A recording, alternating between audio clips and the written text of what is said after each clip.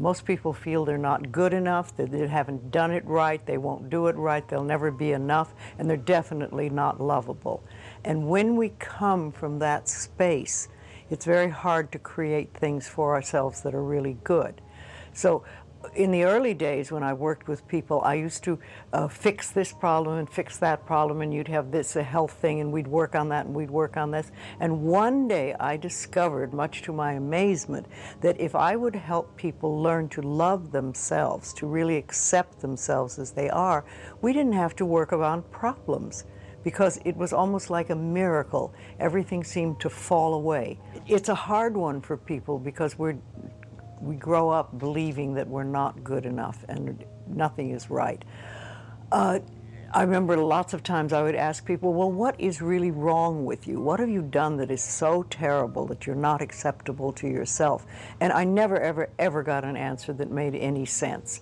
You know, they might say something like, well, I'm too fat. When you talk about loving yourself, a lot of people think that that's vanity. But it isn't really. It has nothing to do with that. That is narcissistic. But to really care for you and to acknowledge that you are an important being. It's almost like in the Bible they would say, you recognize that you are a child of God, that therefore you are perfect. But even if you're not a biblical person, if you can recognize that you are a being that has self-worth, if you can really recognize your own worth, then you start to treat yourself differently. And I think that's what's so very important about loving yourself, is you stop beating yourself up, you stop making yourself wrong, you stop talking about how awful you are, and you stop saying things like, I'm really stupid and stuff, and you start to treat yourself with a certain amount of respect. And this makes an enormous difference, because what you give out in life is what comes back to you. So if you're giving out a feeling of, I'm okay, I'm good enough as I am, and I am acceptable, and I love life, and I love me, and you start having gratitude for yourself and for life, then life treats you differently, because you are having a different vibration that you're giving out and getting back. And that's when things really start to flow. Now, a lot of people don't realize it, but you have to practice. You just have to start it. And that's why I try to get people to do a lot of mirror work. If you look in the mirror, just simple things like looking in the mirror in your own eyes and saying, I love you.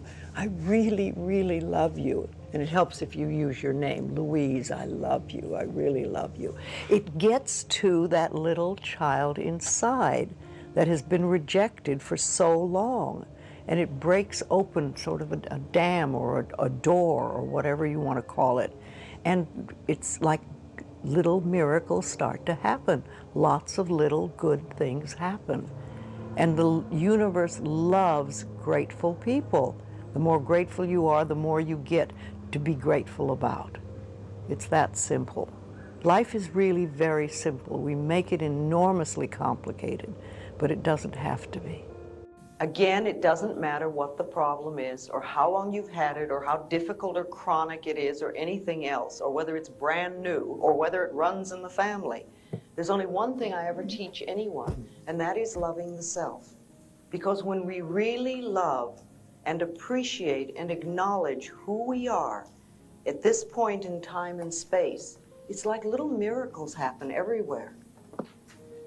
And life begins to flow for us. And we do what I call getting the green lights in the parking places and all those little things that make life so wonderful. And when we don't love and appreciate who we are, then we put up the barriers and the resistance to our own good. Now, I'm not talking about vanity because that or arrogance, because that is not love, that is fear. I'm just talking about appreciating the being that we are. And I do a lot of work with people with mirrors. I have people do their affirmations in a mirror. I have people talk to themselves in mirrors. I suggest that you get up in the morning and the first thing you do is you go to the mirror. Before you go to the bathroom or do anything, you know, when you're really at your most delightful, go to the mirror and say, I love you. And what can I do for you today to make you happy? And you may not get an answer for a while because that part of you doesn't trust you. But if you start doing that, you'll find a very good connection. A very healing thing to do is just a couple of times a day for a month or so is to look in a mirror in your own eyes and say, I love you.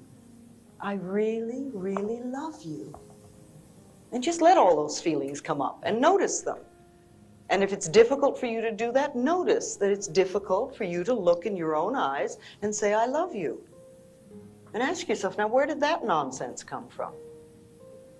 Remember, little tiny babies, when they're born, they absolutely adore themselves. And they're totally open, and they're full of love. They express themselves freely. They ask for what they want. They love their bodies from the top of the toe to the top of their head to the tip of their toes, and every point in between, including their own feces, which they'll gladly rub all over their bodies, because nobody's taught them guilt and shame. They know how wonderful they are. And then somewhere along the line, we get this idea that we're not good enough. And we start putting our tape measures around our waistline to tell us if we're acceptable. Or we read magazines that say we have to be a certain height or a certain weight before we're acceptable. Or we listen to the media that says we have to use a certain deodorant before we're acceptable. You know, it just doesn't make sense. We are absolutely divine, magnificent expressions of life, all of us. And like when we were in the circle looking at each other, each face is another unique expression of God. And we're not supposed to be alike.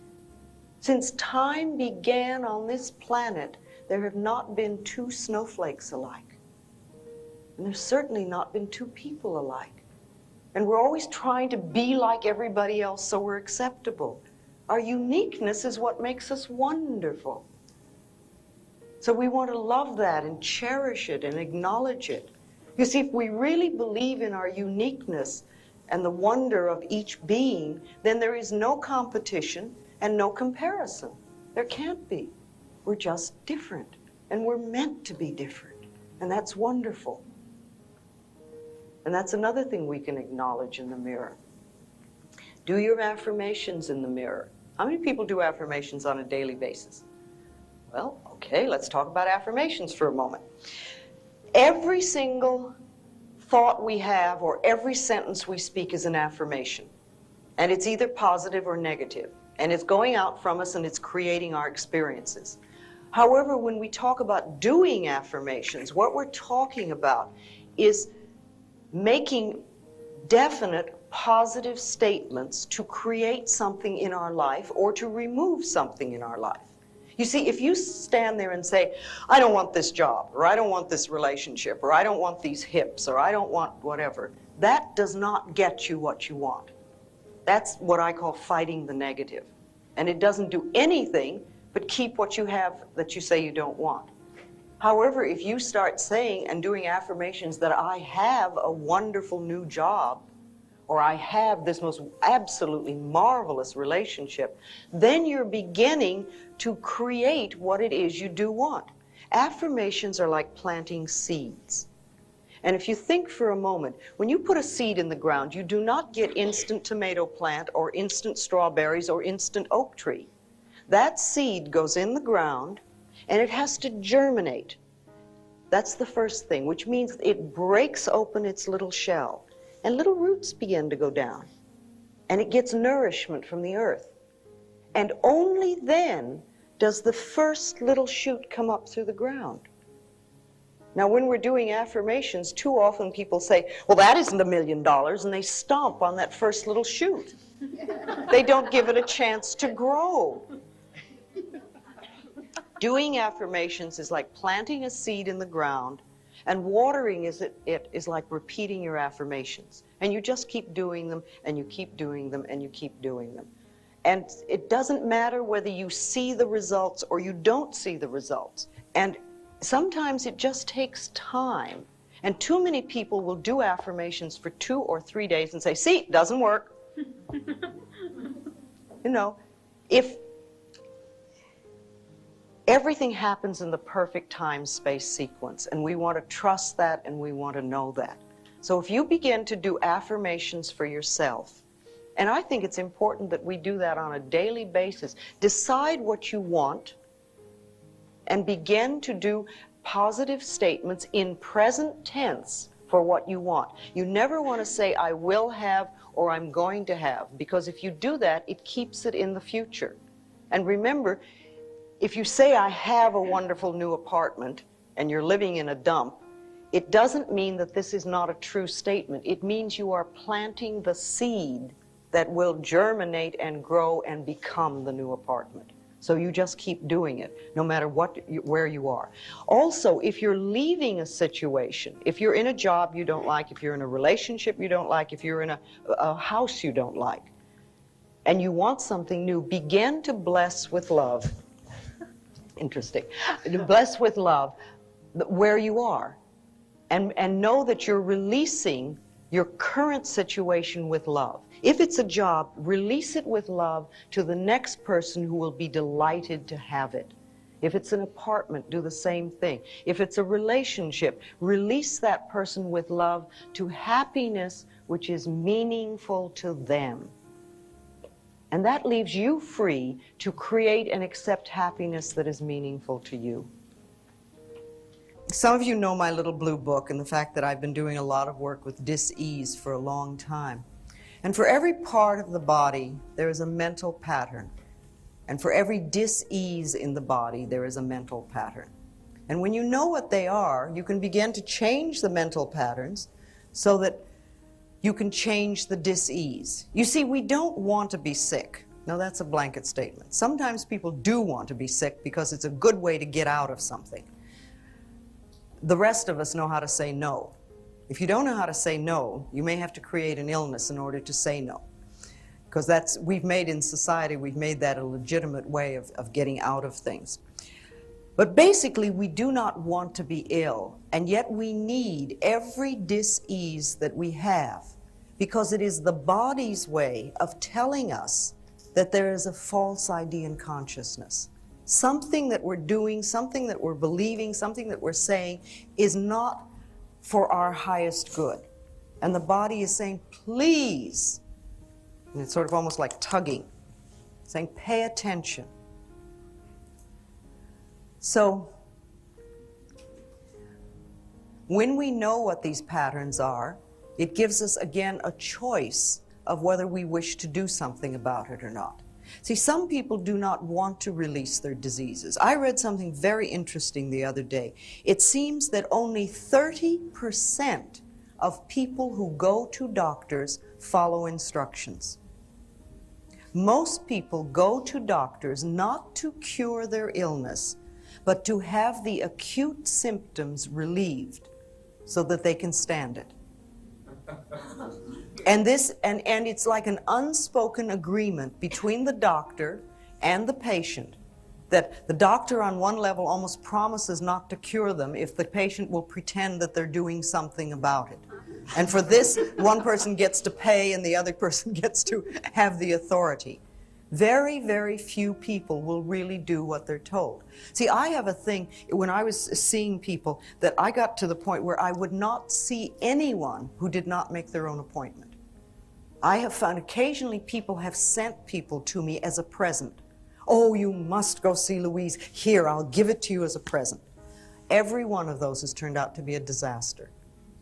Half the time the people didn't turn up. When they did turn up, they weren't really interested. When they seemed to be interested, they never went away and did anything, or if they did, it was a little bit, and they never came back. We have to be ready to do it ourselves. Remember, each person has come to this planet to learn a lesson. You have your lessons, you have your lessons, I have my lessons, you have your lessons. They're all different.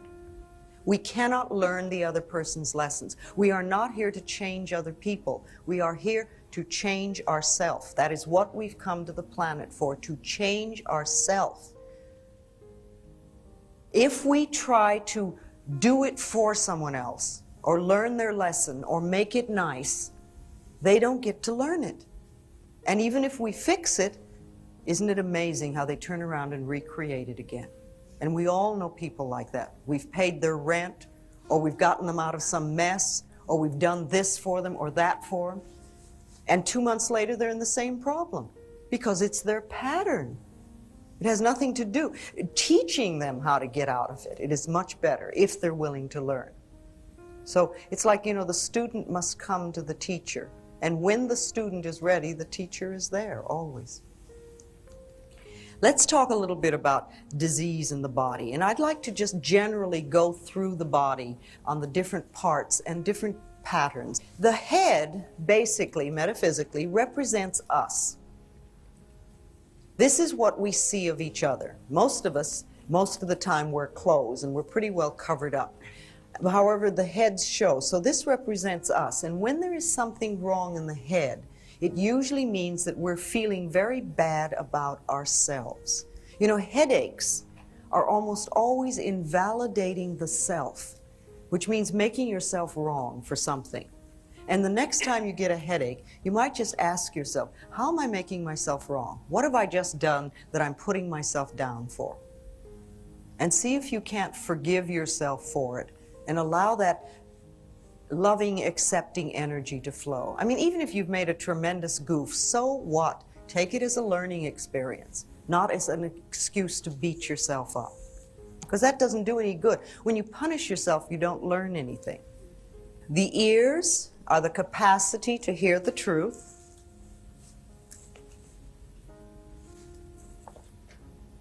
And when there are problems with the ears, it usually means that on some level we're not happy about what we're hearing.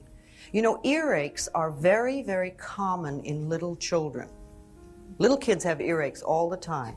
And I think it comes from two things. One, they hear a lot of stuff that they get angry about and they can't do anything about.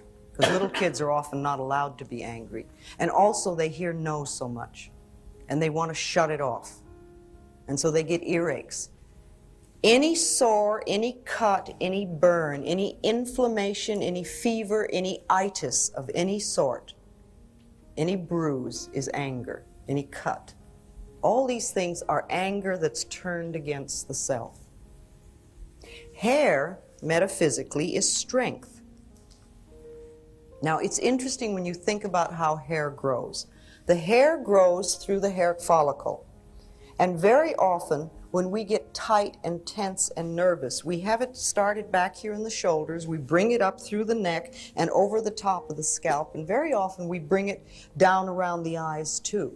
But when the scalp is really tight and the hair can't breathe, then it falls over and dies. And if we keep that scalp really tight with tension, the new hairs can't grow through, and we get what we call baldness. Now, just for a moment, I would like everybody in the room to relax their scalp. Okay, did your scalp move? You don't have to tell me, just know yourself. That means that you normally keep your scalp in a state of tension. And it might be a wonderful exercise for you about 10 times a day to just say, scalp, you can relax. Just let go. And begin to make a habit of relaxing your scalp. Tightening your scalp does not do anything in the world. Doesn't make you brighter or stronger. Won't get the girl or the guy. It doesn't lose anything. All it does is make tension for you. So let your scalp relax. The eyes are the capacity to see.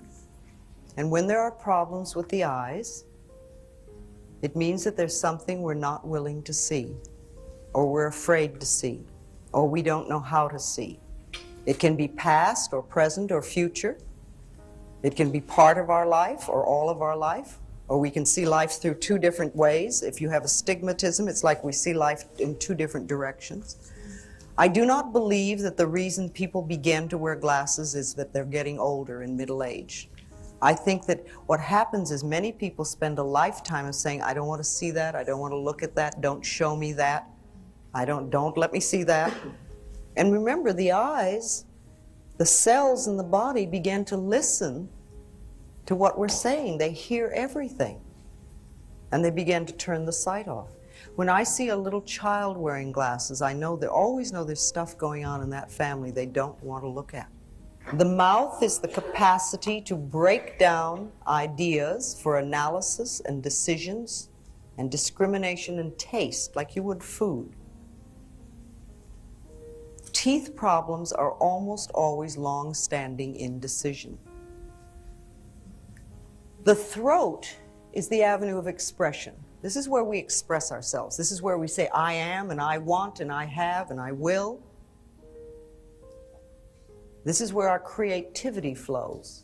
And it's also the area, the chakra center in our body where change takes place. When we feel we don't have a right to speak up for ourselves, we often have throat problems. And laryngitis, sore throats are just anger, and laryngitis is literally being so mad that you cannot speak. Thyroid has to do with creativity, thyroid problems. And it's not expressing ourselves. People who have thyroid problems usually do what their mothers want, or their fathers want, or their husbands, or their lovers, or their wives, or their bosses, somebody else, but not themselves. And you could say, well, you know, there's a lot of things with thyroid and goiter in the Midwest, but then where are people more bound by what the neighbors think and the shoulds of life? All right, shoulders have to do with burden bearing, carrying the weight of the world on your shoulders, taking other people's problems and carrying them, and not being free to shoulder your own responsibilities. However, we can make light of them. They don't have to be heavy burdens. The experiences we have in life do not have to be heavy burdens. They can be experiences. There are certain things in life that are normal and natural to life. And it's part of our experience. Being born, growing up, having relationships, ending relationships, getting jobs, ending jobs, getting married, having babies, people dying ourselves. These are normal and natural parts of life. And they're experiences that we're all meant to go through so that we have that experience. Arms and hands hold and embrace ideas and events and situations and experiences. And when we have problems with the arms, it usually means that there's some experience that we're going through that is difficult to embrace, or perhaps it's too much. The lower part of the arm has to do with your abilities, and the upper part, your capacity. Now, I've noticed something, that when people nurse someone who has been ill for a long time, they often have upper arm problems. It's like they have the ability to do it, but their capacity gets stretched, and it becomes too much, and it's almost a burden. Hands hold and grasp, and they hold lightly and lovingly, or they clutch. And when there are problems with the hands, it usually means that there's something that you're experiencing and going through that is too difficult to handle. There's a problem with it. Fingers have to do with details. Our back, the back is the support of life. This is where we're supported by life, where we feel supported by life. And when there are problems with the back, it usually means that on some level we feel that we're not supported. The upper back has to do with the feeling of the lack of emotional support. It's like my husband doesn't support me, or my wife doesn't support me, my lover doesn't support me, my friends don't support me, my boss, feeling unsupported. The middle back has to do with guilt, all that stuff back there. And the lower back usually has to do with finances. And where do we have so much problems with the lower back? Sciatic nerve is almost always money. Fear of money, not money itself, but the fear of it. And it has absolutely nothing to do with how much you have. It's how you feel about it. You know, so many people think that money is the most important thing in the world, and if they don't have money, they would just die. But that's not true. There's a substance that is far more precious and far more important to us that we literally can't live without. What is that? Love. No, plenty of people are miserable and lonely most of their life and live. Air. Air. Your air, your breath. Your breath is the most important thing that you have, the most precious thing. If you didn't take another breath, you wouldn't last 3 minutes and you'd never get out of this room. And yet we absolutely take for granted that our next breath is there. Look at us, we're all in this room breathing, and I'm not saying don't breathe, there's not enough for me. We assume that it's there. And when we exhale, we don't think about where's my next breath coming from. Now, if the power that created us has given us enough breath to last for as long as we shall live, can we not begin to trust that the other things will take care of themselves? See, life is here for us. Life is here to support us, to take care of us, to be here for us. The entire planet has been put here for us to play with. We have everything that we shall ever need. It's already here. Only we have to know it, and we have to trust it, and we have to acknowledge it.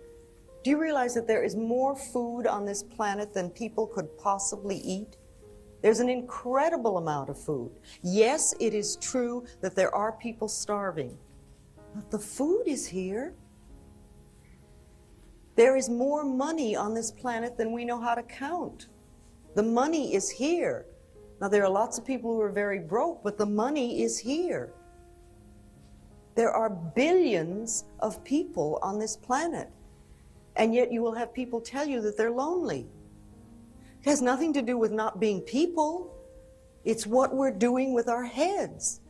Everything is here for us. For every dis-ease on this planet, there is a plant that'll cure it. Everything is here for us. And the more we begin to trust life and acknowledge the beauty and magnificence of our own being, the more we find everything we need. It just pops up. Okay. Lungs have to do with taking in life. This is the breath of life. This is where we take in life. And we have the ability to take in just enough to get us by, or we can fill our lungs and really have all the cells in the body work well and our brain cells work well. Traditionally, for generations and generations, women have been very shallow breathers, because we bought this story that said we're not good enough, that we're second-class citizens. And we began to believe that we didn't have the right to take up very much space, and we barely had the right to exist. And so we take in just enough air to keep us going. That's changing now, and it's wonderful. And one of the things that really excites me today is what's happening with women in the gyms. You know, we have worked in the fields for a very long time, but I think this is the first time that I'm aware of where women have really gone out for sports. And you see some of the female bodies in the gyms these days that go out and exercise. They are incredibly magnificent. Just wonderful. And they are taking in life and taking up space and taking air. And I think it's beautiful. So people who have lung problems, people who smoke too much, people who have emphysema and things like that, they're cutting life off. They're saying on some level, I don't deserve to exist, or I only deserve to exist a little bit. Breasts have to do with mothering and nourishment. And when there are problems with the breasts, there's either a mothering problem or a nourishing problem. It's very similar. We can over-mother people or situations or places, and then we get into trouble. However, every woman that I've come in contact with that has breast cancer does not nourish herself. It's like you give and give and give and give, and they're not taking nourishment for themselves. And of course, there is resentment about it. See, resentment is a pattern that eats away at the body and becomes cancer. Resentment and anger are very different. Anger is and you scream and yell like a baby. Babies get angry instantly, and they yell and shriek, and then they're through. And 2 minutes later, their smiles will just light up a room, because they've gotten it out. What we do is we take offense at somebody for having done something that we created to begin with, because we're all 100% responsible, and we don't do anything about it, and we put it down in here and we start to let it seethe, and it boils and it eats away at us. And if we have it long enough, we can create cancer. See, diseases like arthritis are created from things, patterns of criticism. Arthritic people are always very, very critical people. Now, they may be sweet on the outside, but that means that the criticism is turned inward, and they're doing a constant negative put-down number on themselves. Fear can come out as anything from baldness to ulcers to poor feet and lots of things in between. Guilt always seeks punishment, and punishment creates pain. So if I see somebody who has pain, I know they're dealing with guilt. And if it is chronic pain, then I realize that the pattern may be so old that they're not even aware of what it is. However, I do know it has a lot to do with I'm not good enough. So we want to nourish ourselves. The heart represents love. The heart represents love. And the blood in the body, metaphysically, is joy. So if you get this image of the heart lovingly pumping joy throughout the body, through all the veins and arteries, and nourishing every single cell in the body, that is the normal, natural state of the body. When we cut off our joy, when we deny ourselves love, then we are stopping our hearts from doing the proper work. See, heart attack people are never joyous people. Besides, the heart does not attack us. What we do is we spend years squeezing the joy out of the heart until it falls over and gets sick. Now, anemic people are what I call yes but people. They come to you with a problem, you say, well, you could do such and such. Oh, yes, but.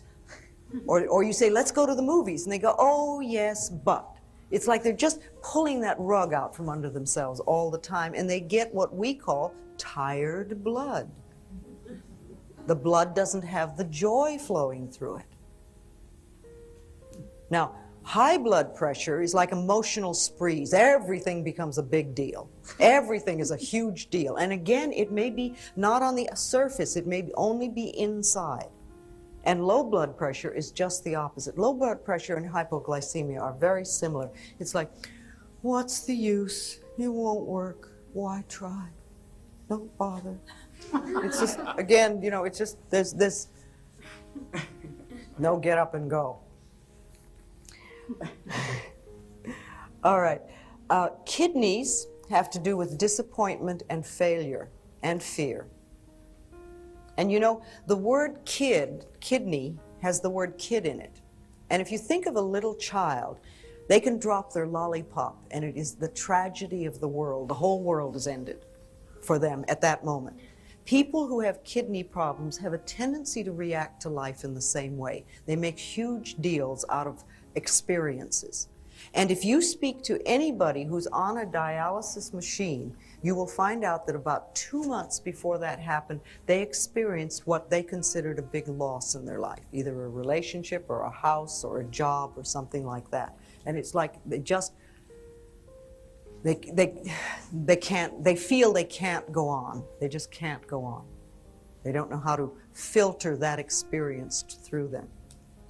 The liver is the laboratory of the body. It does over 500 different functions, and it is also the seat of primitive emotions. So when we are very angry, that's like rage and anger and hatred sit in the liver.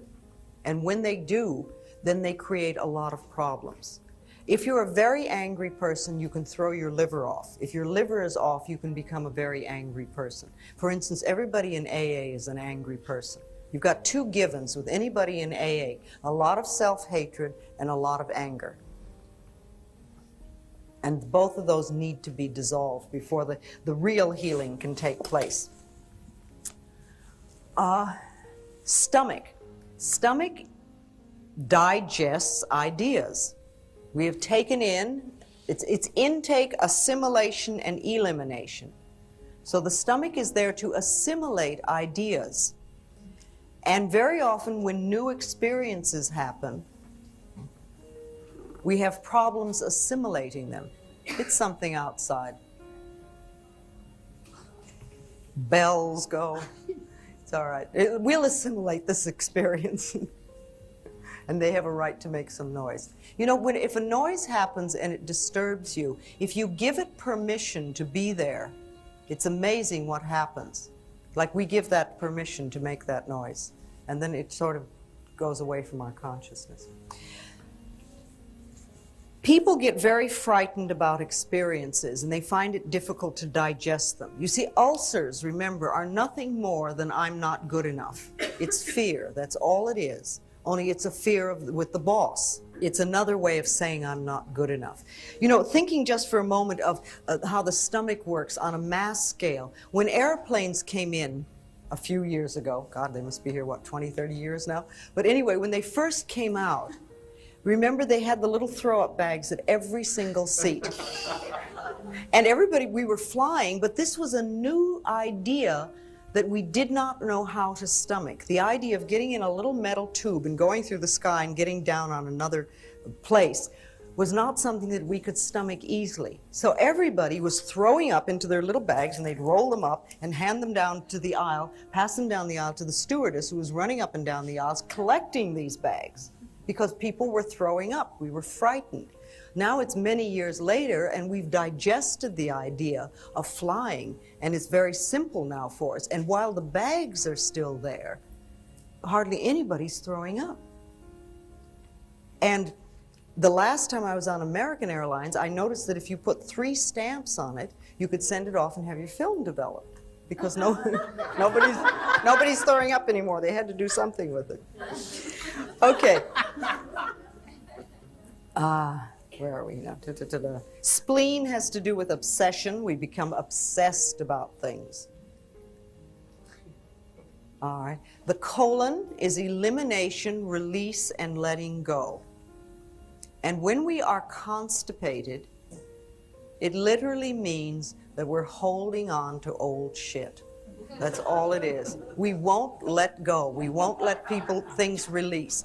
Remember, intake, assimilation, and elimination. And I like to think of it all being in divine right order. And there are times when we stop it at different places. So people who are very constipated are usually holding on to old ideas that they don't want to let go of. They're stuck in some place. Sometimes they're very stingy people, but not always. And diarrhea is just the opposite. It's letting go of things too fast. It's fear. It's just pure fear. I remember the very first time I did a play. I did opening night on Kaopectic. A whole bottle. On the surface level, I was fine. I was having a wonderful time, and everything was wonderful. On the internal level, the little kid was shit scared. And that's exactly what was happening. And after opening night, it was fine. I didn't need that anymore. But at some level, I needed to go through that. Knees. Okay, knees are marvelous. Knees are a little bit like the neck. They have to do with flexibility. But they also have to do with bending and pride and ego. Because this is where we kneel. This is where we bend down. This has a lot to do with forgiveness, the knees. And you know, the ankle can get hurt. It's also a joint, and it heals very quickly. The knees take a long time because they have to do with stubbornness and pride and ego and this self-righteous thing of not wanting to forgive. And that's why they take so long to heal. So if you hurt your knee, or you might think back about some time when your knee might have been sore, ask yourself, where were you being stubborn? Where were you being unforgiving, unbending? And allow yourself to just move through that. Feet have to do with understanding. This is what we stand on. This is our understanding of ourself and of life. And when we have problems with the feet, again, there's something wrong with our understanding about how we are moving forward. Now, you know, little kids come into life and you see them, they're on happy dancing feet. They jump all over the place and they run and skip and dance. And how many elderly people have we seen that move through life like this? Now, what kind of thoughts do you think a person could be thinking for years to create this? I don't know what's going on. All right. What else? Depression. Life is a burden.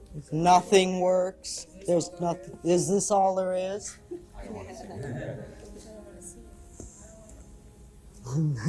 I don't want to see a lot of those things. Remember, our bodies follow our thoughts. And you can look at a lot of people and know what their thoughts are just by looking at their bodies. Our skin is our individuality. And when we feel threatened by anything, we often get skin problems.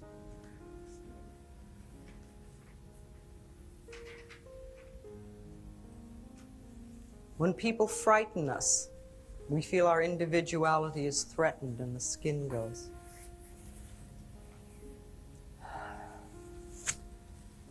All right, let me talk a little bit about the genitals, our beautiful, beautiful genitals, which so many of us do not believe that that's true. However, the genitals are just as beautiful as any other part of our body, and they have their own special functions.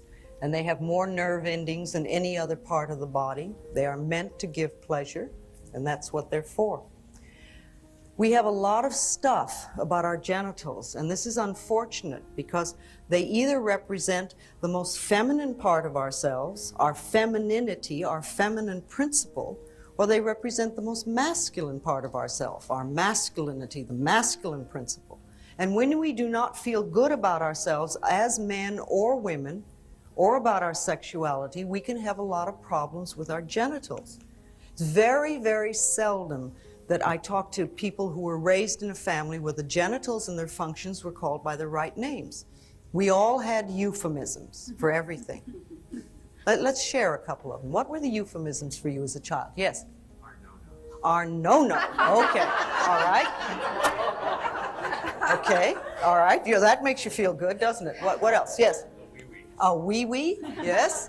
Nasty, nasty. Nasty, nasty. Boy, you must really... Okay, yes? Down there. Private parts. Private parts, what? Couldn't even talk about it.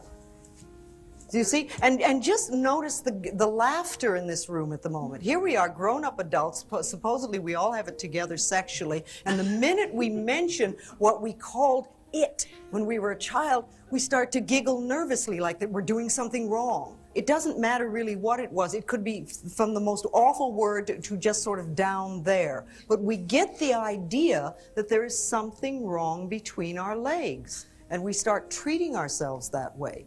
And then we wind up with all sorts of sexual problems.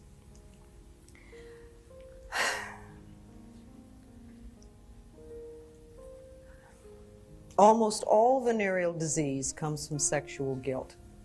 It's a belief that there's something wrong with us and our genitals. Now, you know, people that have cancer have a lot of self-hatred and a lot of resentment, and usually not a very much trust in life. There's sort of a feeling of helplessness and hopelessness that goes with cancer. If you add to that sexual guilt, you wind up with things like herpes and AIDS. It's like the next logical step. The sexual revolution, which came about, I think, in the 60s, as I remember, was very wonderful because it helped us to get out of a Victorian mode of thinking. And we started to do all sorts of things sexually that we hadn't allowed ourselves to do before or that we had hidden. See, not only did gays come out of the closets, but people came out of sexual closets. And we began to discover a lot more about child abuse and incest and all sorts of things that we hadn't been able to talk about before. And on one level, the sexual revolution was good. We got to express ourselves sexually much freer than we had before. Women could have one-night stands as well as men, and it was wonderful. However, the one thing we did not deal with was what I call Mama's God. And by that I mean what your mother believed about God when you were 3 years old is sitting right here in your subconscious mind. What did that God believe about women, about men, about homosexuality, about sex? And if those beliefs are still there and we have not done something to change them, then what happens is we create things like herpes, which comes back again and again and again to punish you. And then if we move into the gay community, where they have every single problem that everybody else has, plus the fact that society is looking at them and saying bad, and their mothers and fathers are looking at them and saying bad, and this is a real heavy load to carry. And so we create the circumstances, the climate, where something like AIDS can come up. I find to myself that AIDS and cancer are very, very similar. And I work exactly the same way with both of them. Doing a little more to work on dissolving sexual guilt, because that's a real problem. You know, if you think for a moment about the vastness of the universe, it is so incredibly big that our human minds cannot comprehend it. It is enormous. And even our top scientists with the most up-to-date equipment today cannot measure the size of the universe. And half of them won't agree on whether it's expanding or contracting. And in this incredible universe, there are so many galaxies that we haven't counted all of them. And in one of the smaller galaxies, in a far-off corner, there is the small galaxy called the Milky Way. In a very far-off corner, there is a minor sun. And around this sun revolve a few pinpoints, one of which is called planet Earth. Now, I find it very, very hard to believe that the incredible intelligence that created this entire universe is an old man sitting on a cloud above the planet Earth watching my genitals with a book.